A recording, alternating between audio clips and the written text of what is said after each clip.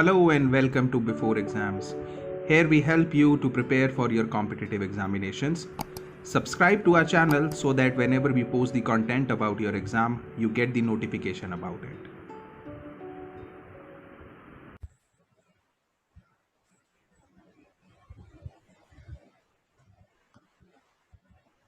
Hello everyone. In today's video, we will be talking about income and expenditure as a topic in economics. So as we know that income and expenditure serves as the major topics in economics because both the terms basically constitute economics. और economics बनते ही तब है when we talk about income and how we spend it, whatever the expenditure that we derive, that is derived from that very income, and whatever benefits that that this particular income serves to us, वो सारी चीजें when compiled together forms economics. So it is very important to talk about income and expenditure in economics as a criteria. So जब भी बात income की आती है and expenditure की आती है तो there is this term called budget which is very important क्योंकि budget is a financial plan जो कि बताता है that how the expected income and expenditure over a certain period of time is sort of used, how it is expected to be used, and किस तरीके से इसका usage जो है हम करते हैं, कितना पैसा हमारे पास है, उसे कहाँ पे हमें इन्वेस्ट करना है, कहाँ पे स्पेंड करना है, हमारी कितनी इनकम है. So all that financial plan is basically a budget. Budget आपका हाउस होल्ड बजट भी होता है, आपके स्कूल का बजट होता है, आपकी पर्टिकुलर जिस ऑर्गेनाइजेशन में आप काम कर रहे हैं वहां पे एक बजट होता है, and then this budget for the whole country which is called your economic budget for the country. तो व्हाई बजट इज नीडेड? तो जब भी इस बारे में बात होती है तो ये कहना गलत नहीं होगा that budget is needed to make sure that money is available to cover all the costs. यहाँ पे कॉस्ट का मतलब क्या है? Cost is nothing but the खर्चा that you witness in any of the field, be it your economic cost, आपकी अगर country की बात कर रहे हैं तो, या फिर आपके घर का खर्चा, तो ये house hold cost. It is also needed to reduce the very risk of impulse buying. What is the meaning of impulse buying? Impulse का मतलब है when you take decisions on the basis of spontaneity, when you spontaneously buy something. Market गए थे 10,000 का सामान खरीदने, लेकर आए 20,000 का. So that becomes your impulse buying. Also, it is needed to avoid a build-up of debt and to save money for rainy day. यहाँ पे रेनी डे का मतलब लिटरली रेनी डे नहीं है. रेनी डे का मतलब है कंटिंजेंसीज, कि हम मनी इसलिए भी बचाते हैं ताकि फ्यूचर में कोई ऐसी कंटिंजेंसी हो तो हम उस पर्टिकुलर पैसे का उपयोग सही जगह पर कर पाए. It is also needed to avoid buildup of debt. हमारे ऊपर खर्चा बढ़ता चला जा रहा है. सो क्यों बढ़ता चला जा रहा है? Because of our spending habits. We are not appropriately spending the money that we have. The income and expenditure ratio is not balanced. So that is your buildup of debt. तो इसे avoid करने के लिए भी we need it. Now, moving on. What is income? In all the previous videos, this term has appeared a number of times and we have read about it in a theoretical way as well, जहाँ पे मैंने पूरी definition with all due regard to the books and the scholars who have given the definition of income, on सबके according I've told कि income होती क्या है. So it is basically money or a benefit in a kind you receive. अब किसी भी तरीके का बेनिफिट, मॉनेटरी बेनिफिट किसी भी काइंड में आपको मिल रहा है, यानी किसी भी प्रकार से आपको मिल रहा है, तो दैट बिकम्स योर इनकम. यहाँ पे क्या प्रकार की बात हो रही है? प्रकार is basically income that you earn from your office, income that you earn in the form of grants, किसी भी तरीके की इनकम या कोई भी ऐसा monetary sort of gift, monetary incoming that you experience in life is your income. It can be regular, irregular and benefit in kind. तो basically 3 type की इनकम होती है जो हम आगे जाके डिस्कस करेंगे कि what are these 3 types. But just to be well aware of the fact, ये 3 चीजें ओवरव्यू में आपको याद रखनी है. that income can be regular, irregular and benefit in kind. तो जब हम रेगुलर इनकम की बात करते हैं, it is what you are sure of receiving. आपको पता है कि आपने 2 घंटे ऑफिस में काम किया है, तो वेज रेट के अकॉर्डिंग लेट्स से आपको 500 रुपीज पर आवर के हिसाब से आपके 1000 रुपए पक्के हैं, तो that is your sure of receiving. आप इसे फ्यूचर में प्लान कर सकते हो कि मैंने ऑफिस में नौकरी ली है 40,000 रुपए में, तो मेरी इनकम 40,000 तो घर पे आएगी आएगी, और सब कुछ कट कटा के चलो 35 आ जाएगी। उस 35 को मैं पहले से प्लान करके एडवांस में कहीं ना कहीं किसी ना किसी तरीके से स्पेंड करने का प्लान कर सकता हूँ। So that becomes your regular income, you are used to it, we all are earning, तो that is our regular income. इसका एग्जांपल है हमारी wages, salary and child benefit. Irregular income on the other hand is something that you are not sure of receiving. ठीक है, हम इसे पहले से एडवांस में प्लान नहीं कर सकते। हम ये नहीं प्लान कर सकते कि कल तो मेरी लॉटरी लगेगी 1 करोड़ की, तो मैं अभी से इसे प्लान करके चलता हूँ। That's not how it happens. It is something that you can not plan in advance कि आप इसे स्पेंड कैसे करेंगे। These are uncertain in nature, और ऐसा कभी कभी होता है that you witness such sort of income. अगली है your benefit in kind. Benefit in kind का मतलब है एक sort of non money income जो कि हमें काम करने से ही मिलती है। नॉन मनी इनकम यानी कि किसी भी तरीके का आपका इंसेंटिव या आपका कोई भी बोनस, जैसे हम बोलते हैं कि पॉजिटिव रीइंफोर्समेंट हो गई है ऑफिस के अंदर, स्टाफ को बोला जा रहा है कि आपकी प्रोडक्टिविटी अच्छी होगी तो we will be giving you 5,000 rupees additional to your regular income, तो that becomes your benefit in kind. काम के हिस्से में ही ये होता है, but that is when you perform in a certain way, that is when you do something of a kind जो आपने पहले ना किया हो। तो it is also uncertain in nature, but this is one of the prominent types. It also helps in boosting the morale. Employee का morale boost करने के लिए ये बहुत ज्यादा फायदेमंद होती है, बिकॉज ऑफिस में अगर हम देखें, when we talk about the corporate culture we see on a daily basis, even our parents do so, उन लोगों को बोला जाता है कि if they perform in a certain way तो उन्हें कुछ ऐसी बेनिफिट्स मिलेंगे क्योंकि उनकी सैलरी को एड ऑन कर देंगे। So they work hard for that, because उस पर्टिकुलर चीज से आप एडिशनल प्लानिंग कर सकते हैं। एक प्लानिंग जो आप अपनी रेगुलर इनकम के साथ कर रहे हैं, and then comes the additional planning. Like if initially I was planning to buy a car and I am getting 5 या 10,000 रुपीज मोर, तो आई कैन बाय कोई भी ऐसी कमोडिटी जो घर के काम आ सके। सो that becomes your additional investment पहले से ही। So they are of certain types, like wages could be a prominent example. Then salary. Salary is the regular income that one receives from doing a job in according to the time spent at it. So these are your wages and salaries. Okay. Moving on. We have certain types of employee income as well. तो ये कुछ type हैं जो कि income किस किस तरीके की होती है। Like when we talk about employee income, तो हम क्या बोल सकते हैं कि ये किस तरीके की होती है। तो there are all these types of employee income. सबसे पहले आती है हमारी टाइम रेट इनकम। बहुत इंपॉर्टेंट है your time rate income. Time rate का मतलब है getting paid per hours work. जैसे मैंने 4 घंटे काम किया, मेरा वर्क आवर जो रेट था that was pre decided, pre determined, और मुझे बताया गया था जिस ऑफिस में मैं काम कर रही हूँ that you will be getting ₹600 per hour. सो यहाँ पे आई वर्क फॉर 4 आवर्स, तो मैं क्या कर सकती हूँ, I can easily pre determine the particular amount, that time rate amount, जो कि मैंने पहले ही इंसेंटिव के बेस से निकाल लिए कि अच्छा चलो मैं अगर 5 घंटे पढ़ूंगी तो 5 घंटे काम करूंगी तो इतना होगा, 4 घंटे काम करूंगी तो इतना होगा। So this is something for which you are paid per as according to the hours you work for the particular entity. Then comes a piece rate. Piece rate is basically getting paid per number of products that are produced. So it is as per the number of products that are produced. Unit base भी बोल सकते हैं। इसका एक example होता है the unit rate.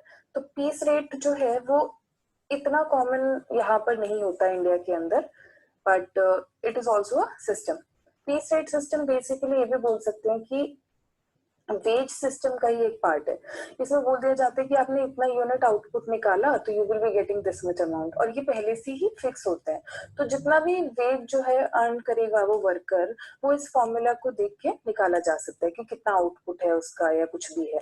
तो इसका एक एग्जाम्पल भी ले सकते हैं कि जैसे आपने रेगुलर इनकम अर्निंग्स को आपने नंबर ऑफ आवर से डिवाइड कर दिया, तो आपका आर्ली रेट आ गया। अब उसी पर्टिकुलर आवर को आप ये भी देख सकते हैं कि अगर मैं इस महीने इतने घंटे काम करूंगा तो आपका रेगुलर पे रेट आ गया।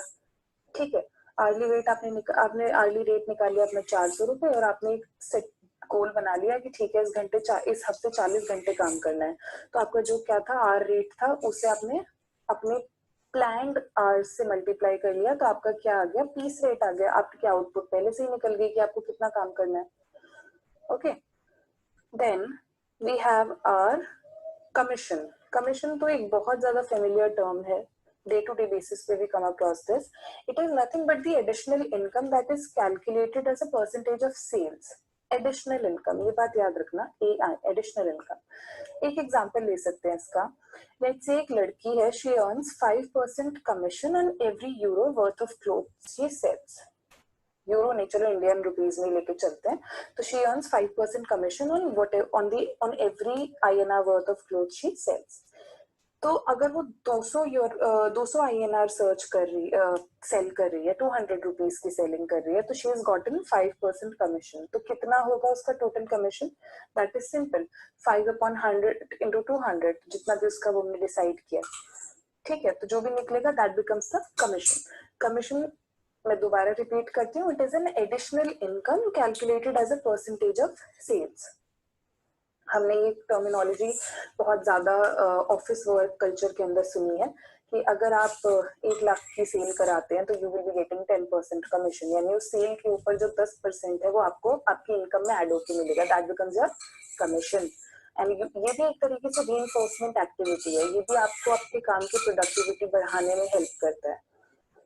Okay, then we have our basic wage. Basic wage नाम से ही you can clearly undermine, it is the regular weekly payment for the normal hours that are worked. Regular weekly payment for normal hours worked. ठीक है, एक set rate है किसी भी corporate culture का। ज्यादा बड़ी इंडस्ट्रीज की बात नहीं करते, मीडियोकर इंडस्ट्रीज की बात करते हैं। पहले से ही प्रेडिटर्मिन रेट बना लिया है दैट फॉर एग्जांपल 10 रुपए 30 घंटे या फिर 10 रुपए 1 घंटा, 30 घंटे आपने काम किए, हो गए 300 रुपए। So this becomes your basic veg, एक सॉर्ट ऑफ मिनिमम वेज, जो इतना तो मिलना ही मिलना है। उसके ऊपर देन हर कंपनी का अपना एक अलग स्ट्रक्चर होता है, एज पर दैट वो डिसाइड करते हैं the basic veg. Okay, over time. What is the meaning of over time?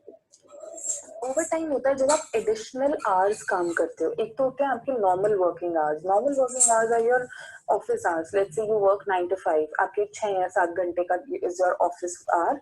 एक दिन आपको लगा या हफ्ते में 3-4 दिन आपको लगता है कि चलो 2-2 घंटे और काम करते हैं, so that the work is completed on time and that मेरी productivity भी increase होगी and then everybody will think that I'm an efficient employee. हम ये नहीं बोल सकते कि everybody will think, usually people do that for the sake of their own productivity. तो हाँ, people who take their work seriously they do overtime.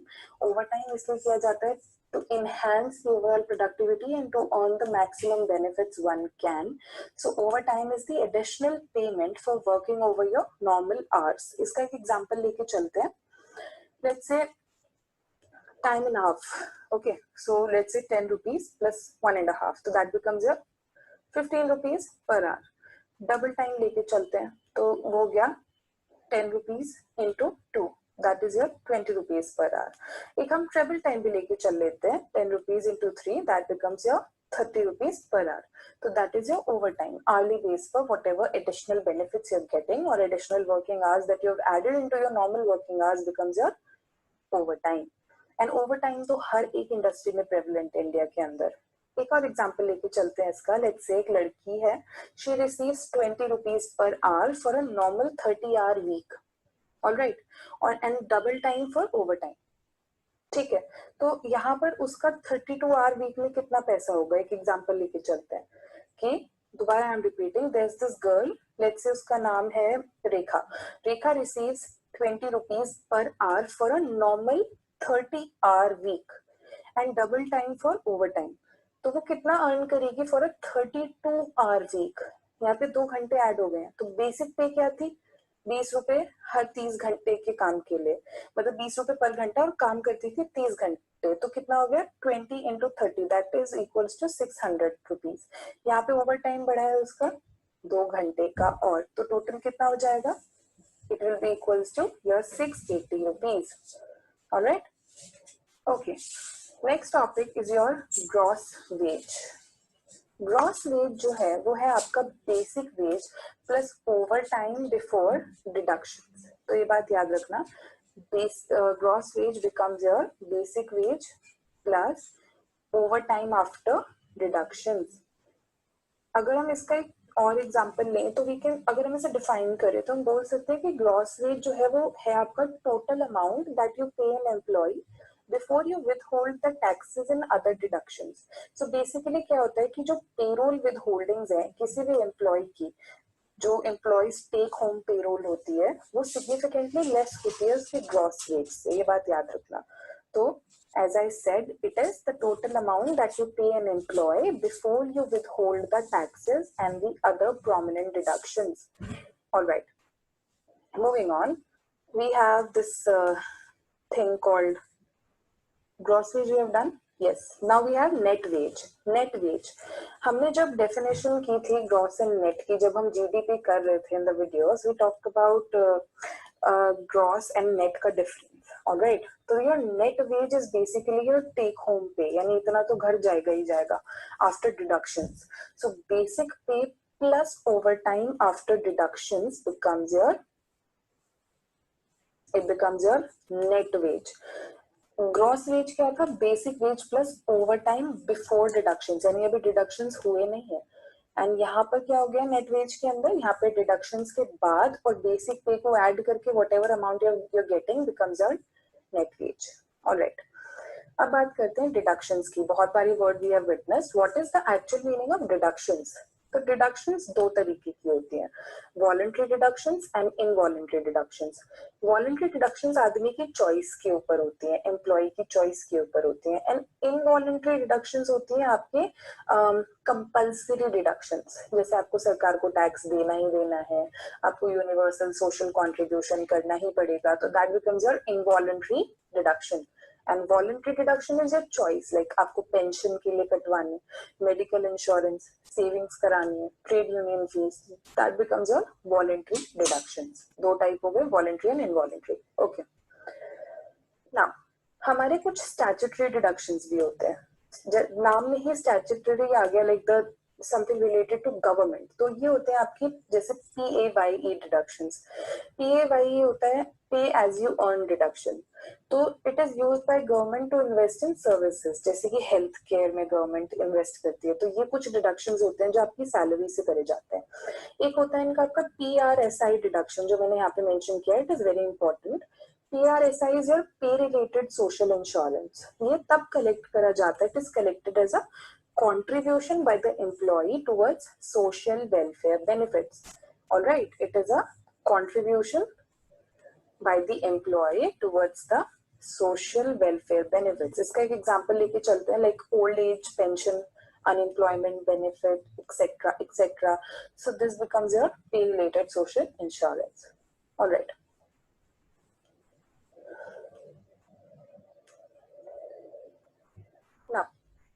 Now we will move on to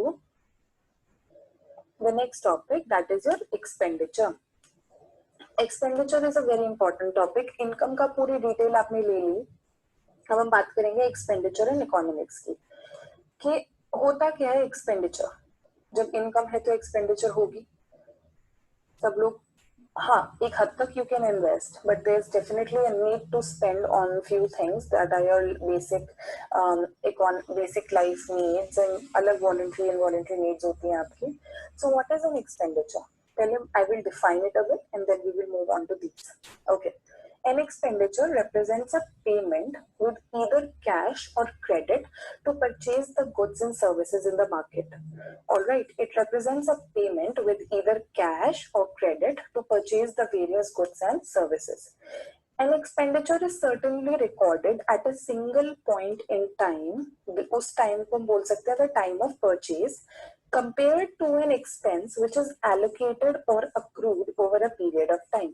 Okay, तो ये जो है हमारी बात हुई एक्सपेंडिचर की।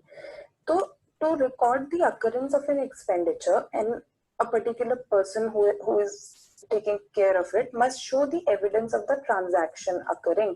तो ये तो तरीका है कि how we talk about it. अब expenditure और expense में भी फर्क होता है. Expenditure और expense में slight सा difference होता है. Expenditure is the total purchase price of a good or service. For example, एक कंपनी खरीद रही है 10 million piece of equipment. ठीक है, एस्टिमेट उन्होंने लगाया उसका कि 5 साल तक ये चलेगा, तो इसे हम बोल सकते हैं कि ये उन्होंने 10 मिलियन का कैपिटल एक्सपेंडिचर कर दिया है. Expense, on the other hand, is the amount that is recorded as an offset to revenues or income on a company's income statement. अब यही वाला example, the same 10 million piece of equipment with a 5-year life has a depreciation expense of 2 million each year. ठीक है, तो ये जो हर साल का डेप्रिसिएशन यहाँ पे लग गया है, that becomes your expense over the same expenditure that you have taken. लगाई तो थी कैपिटल इन्वेस्टमेंट में, बट उसकी मेंटेनेंस में भी तो खर्चा होगा, तो दैट वेरी खर्चा here becomes your expense, and it is the only difference between expenditure and expense. Alright, अब एक्सपेंडिचर के भी सर्टेन टाइप्स होते हैं जो हमने यहाँ पे मेंशन किए हुए हैं, so we will study about them in detail एक एक करके. सबसे पहले तो हम बात करते हैं कि एक्सपेंडिचर के प्रोमिनेंट 3 टाइप्स क्या होते हैं. ठीक है, वो मैंने ये पे लिखे हैं. Fixed, irregular and discretionary are the prominent 3 types of expenditure. Okay, अब फिक्स्ड एक्सपेंडिचर का मतलब है spending money on goods and services regularly, that it is an amount that does not vary. आप अपने घर में you can take an example, you can take example in your office का expenditure. अब एक एग्जांपल लेके चलते हैं, जैसे हमारे सन्ड्री एक्सपेंसेस होते हैं.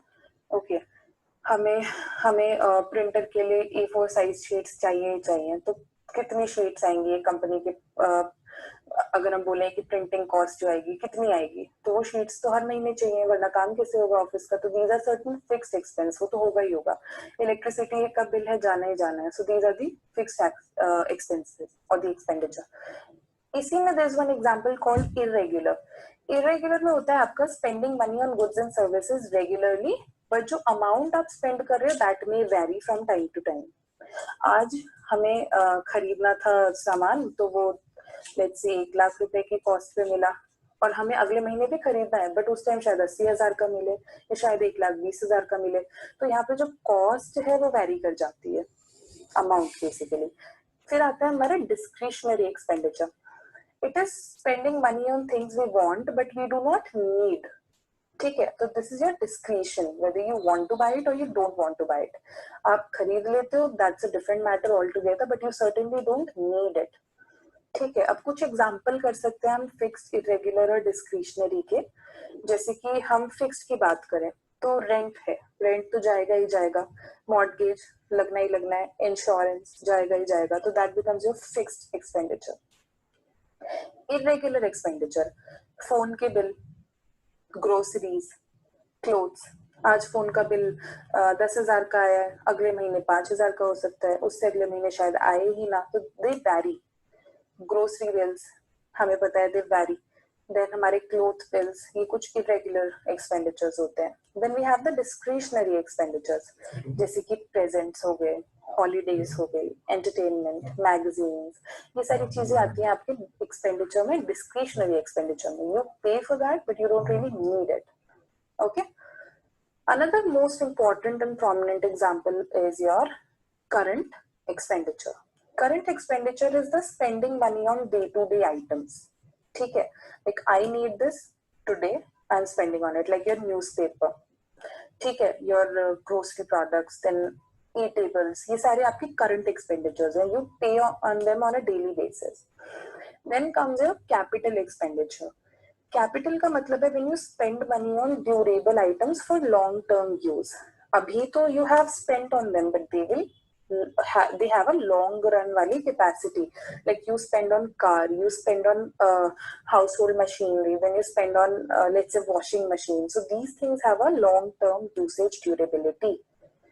Another is your opportunity cost. It is certainly the item that we do without when we have to make a choice between 2 or more actions. ठीक है, हमारे पास 2 choices हैं, choice A, choice B, pen लूं या pencil लूं. तो for the time being I need pen, so I can avoid pencil, right? So that becomes my opportunity cost. Pencil खरीदने से बच गई, पेन से यूज कर लिया. Opportunity cost. जैसे कि आपके पास 50 रुपए स्पेंड करने के लिए, या तो आप एक कहीं पे कोई गेम खेलने जा सकते हो, या फिर आप गेम देखने जा सकते हो, या फिर आप वीडियो गेम खरीद सकते हो। तो आपको क्या डिसीजन होगा, या तो आप वीडियो गेम खरीद लोगे या उस टाइम पे टिकट लेके गेम देखने चले जाओगे। That becomes your opportunity cost. Okay, हमने बिल्कुल बिगिनिंग में बात की थी इम्पल्स बाइंग की। इम्पल्स बाइंग जो मैंने बोला था that we will discuss it at a later stage. Impulse buying होती है when you buy products without thinking before. ठीक है, आप गए थे 1 या 2 हजार रुपए की शॉपिंग करने, and you went there and you spent 10,000 rupees in the heat of the moment without thinking. So the decision that you took was impulse decision. So that becomes your impulse buying. एक आती है there's this topic called false economy. False economy होता है जब हम कुछ खरीदते हैं because it is cheap, but long run में हमें वो ज्यादा कॉस्ट हमें बेयर करनी पड़ती है। इसका एक एग्जांपल लेके चलते हैं that we have taken in, we have seen in our daily lives when we buy second hand cars or motorcycles. So for the time being we buy them to save the money. हम 50,000 में 1 लाख रुपए में second hand चीजें खरीद लेते हैं, but हम उन्हें कितने दिन चला पाते हैं, 6, 7, 8 महीने। उसके बाद जो मेंटेनेंस पे उनके खर्चा होता है वो उस कॉस्ट को भी डबल कर देता है जो हमारी पहले आई थी। तो that is your false economy. Okay, तो false economy is also a topic that is a negative or a drawback. Okay, अब हम बात करते हैं नेट कैश की। नेट कैश होता क्या है? नेट का मतलब ही हमने पता करा था बिगिनिंग में। नेट होता है, net cash is your total income minus your total expenditure. This is your net cash. बस ये आपको याद रखना है that net cash is your total income minus total expenditure. So what ever the amount that you come across becomes your net cash. फिर आता है हमारा ओपनिंग कैश। ठीक है, हमें एक मंथ की बिगिनिंग में हमारे पास कितना मनी अवेलेबल है वो हमारी होती है opening cash, which is brought forward from the previous month, जैसे मनी इन द बैंक। तो that becomes your opening cash. Closing cash, on the other hand, is your money that is left over at the end of the month. हमारा सारा खर्चा सब कुछ होके, सब कुछ खत्म होके, then there we are left with certain amount, तो वो हमारा बन जाता है क्लोजिंग कैश। वो हमारा सरप्लस हो, डेफिसिट हो, हमारी एक छोटी मोटी अमाउंट जो बच जाती है, तो उसका भी एक फॉर्मूला है which is your net cash plus your opening cash becomes your closing cash. Okay, so these were the topics related to expenditure. Now, expenditure के बारे में let's talk about one more thing. हम certain types of expenditure की बात करते हैं in accounting. ठीक है, तो there are certain types of expenditure in accounting. जैसे हमारा capital expenditure. तो एक कंपनी जो है वो कैपिटल एक्सपेंडिचर कब इनकर करती है? जब वो एसेट परचेज करती है, और वो एसेट जो है they have a useful life. 1 साल से ज्यादा तो अगर उनकी यूजफुल लाइफ है तो वो नॉन करेंट एसेट कहलाते हैं, तो वो हो जाता है आपका capital expenditure. And in many cases it may be a significant business expansion और an acquisition of a new asset with the hope of generating more revenues in the long run. तो हर एक ऐसा asset therefore requires a substantial amount of initial investment, and it also requires continuous maintenance after that to keep it fully functional. So this is your capital expenditure. एक और example है revenue expenditure, जो हमने पढ़ा भी है books में। Revenue expenditure तब होता है जब एक कंपनी को मनी स्पेंड करनी है on a short term benefit, तो वो short term benefit is for less than 1 year. और ऐसे एक्सपेंडिचर टिपिकली होते हैं ऑनगोइंग ऑपरेशंस में, जब हमें फंड की जरूरत होती है, जैसे कि हमें राइट्स लेने के लिए लास्ट मोमेंट पे कुछ खर्च करना पड़ गया, तो that becomes your revenue expenditure. अब आता है हमारा third one, that is your deferred revenue. Deferred revenue expenditure जो है वो एडवांस पेमेंट को बोलते हैं, जो कि हमने गुड्स एंड सर्विसेज के लिए की है। सो this is an advance form of prepaid expense. Alright, और ये अरेंजमेंट यूजुअली एक एग्रीमेंट होता है जो कि कंपनी रिसीव करती है फॉर अ सर्विस और अ goods in the future, but it pays for the goods and services in advance. So this becomes your deferred revenue. So ये थे हमारे कुछ important concepts about the income and expenditure in economics. Also, I shall give one basic overview to what we studied till now.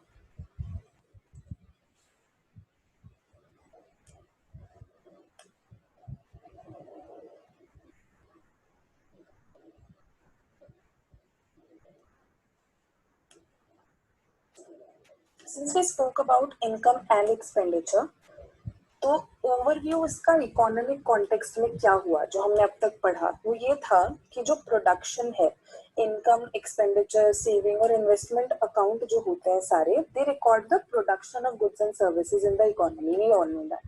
And the incomes that are arising from this production, expenditure on production and the resulting saving and investment, हम उसके बारे में हमने पूरा पढ़ा. So the recording of the information in a series of interrelated accounts allows analysts to formulate the consistent interpretation of the very productive activity जो कि result करती है इनकम एक्सपेंडिचर से, सेविंग से या इन्वेस्टमेंट से. ठीक है, अब जैसे हम जीडीपी की भी अगर बात करें तो it lies at a certain of the production, income, expenditure, saving account पे. और जीडीपी जो है क्या है? It is an unduplicated value of goods and services जो कि प्रोड्यूस की जाती है ड्यूरिंग अ पीरियड जो कि फाइनल डोमेस्टिक कंजम्पशन के टाइम पे अवेलेबल होता है, like which is available for final domestic consumption या इन्वेस्टमेंट या एक्सपोर्ट. तो ये सारी चीजें एड करती हैं in this. And the very income and expenditure account also record the distribution and use of income by the 6 main institutional sectors. तो उनके मैं एग्जांपल आपको दूंगी, जैसे कि हमारा household, then we have our non profit institution जो कि हाउस होल्ड को ही सर्व करते हैं, देन हमारा जनरल गवर्नमेंट्स, ऑल्सो हमारे non financial corporations, financial corporations, हमारे नॉन रेजिडेंट्स. और ये सारे अकाउंट जो है वो क्या करते हैं? They articulate revenues to the sector.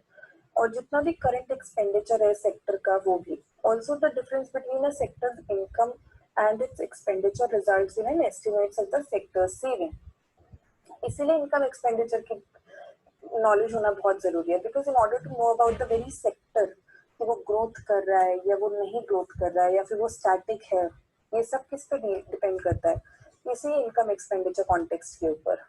Also the accumulation of capital is also central to the sector accounts. तो जो कि कैपिटल है या फिर हमारा इन्वेस्टमेंट अकाउंट है, उसका फोकस होता है इकोनॉमिक एजेंट्स के डिसीजन पे कि वो किस तरीके से नॉन फाइनेंशियल एसेट्स में इन्वेस्ट करेंगे. और जो अकाउंट का रिकॉर्ड है, चाहे वो सेक्टर का करंट पीरियड सेविंग्स हो या मतलब डिमांड मीट कर पा रहा हो या ना कर पा रहा हो, वो भी उन्हीं के हाथ में होता है. And the balance of the capital account also produces an estimate of each sector's net lending. और सेविंग जो है वो ग्रेटर होती है इन्वेस्टमेंट से, और बोरोइंग, सेविंग यानी लेस देन इन्वेस्टमेंट जब हम लेंडिंग और बोरोइंग की बात करते हैं. तो ये पूरा कंटेक्चुअल डेटाबेस हमें कौन प्रोवाइड कराता है? That is our income and expenditure और हमारा सेविंग और इन्वेस्टिंग अकाउंट. ठीक है, so let's take an overview. हमने क्या क्या पढ़ा? We spoke about budget in this video. We had a lecture on the income. Income किस किस तरीके की होती है, regular, irregular, benefit in kind, types of employee income हमने पढ़ा. हमने एक्सपेंडिचर के बारे में पढ़ा और हमने एक ओवरव्यू दिया इनकम एंड एक्सपेंडिचर का in economics. And with this video ends. Thank you so much.